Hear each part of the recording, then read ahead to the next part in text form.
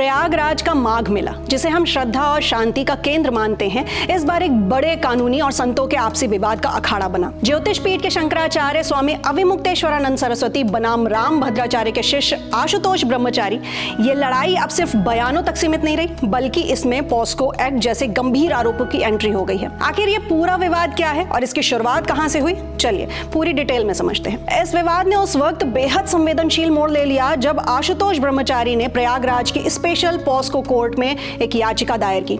आरोप चौंकाने वाले हैं। याचिका में दावा किया गया कि माघ मेले के दौरान शंकराचार्य के शिविर में 2 नाबालिगों के साथ यौन शोषण हुआ।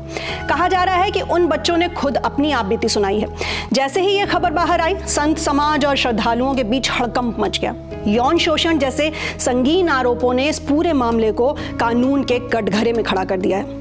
लेकिन स्वामी अविमुक्तेश्वरानंद सरस्वती ने इन आरोपों को सिरे से खारिज कर दिया है। उन्होंने इसे एक गहरी राजनीतिक साजिश बताया है। अविमुक्तेश्वरानंद का कहना है कि वो लगातार गौ रक्षा के लिए आवाज उठा रहे हैं, जिससे केंद्र और राज्य सरकारें असहज महसूस कर रही हैं। उनका तर्क है कि चूंकि सरकार गौ संरक्षण के मुद्दे पर उन्हें रोक नहीं पा रही, इसलिए उनके विरोधियों के जरिए उनकी छवि धूमिल करने के लिए ये घृणित और झूठे आरोप लगवाए जा रहे हैं। तो चलिए अब जानते हैं कि ये सब शुरुआत कहां से हुई। तो इसकी शुरुआत हुई मौनी अमावस के दिन, जब स्वामी अविमुक्तेश्वरानंद संगम स्नान के लिए जा रहे थे। तब पुलिस ने बैरिकेडिंग और भीड़ प्रबंधन के नाम पर उन्हें रोक दिया।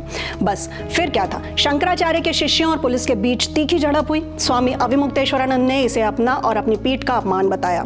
विरोध में उन्होंने 10-11 दिनों तक धरना दिया, अनशन किया और आखिरकार 28 जनवरी को बिना संगम स्नान किए ही मेला छोड़कर वाराणसी वापस लौट आए। इस दौरान उन्होंने योगी सरकार पर नकली हिंदू को बढ़ावा देने का बड़ा आरोप जड़ दिया। तो अब स्थिति यह है कि एक तरफ आस्था के अपमान का दावा है, तो दूसरी तरफ नाबालिगों के शोषण जैसे गंभीर आरोप। क्या ये सच में एक साजिश है, जैसा कि स्वामी अविमुक्तेश्वरानंद कह रहे हैं, या फिर इन आरोपों के पीछे कोई सच्चाई है? ऐसे में आपको क्या लगता है, क्या संतों के बीच का ये विवाद केवल धार्मिक है या इसमें राजनीति हावी हो रही है? अपनी राय नीचे कमेंट सेक्शन में हमें जरूर शेयर करें।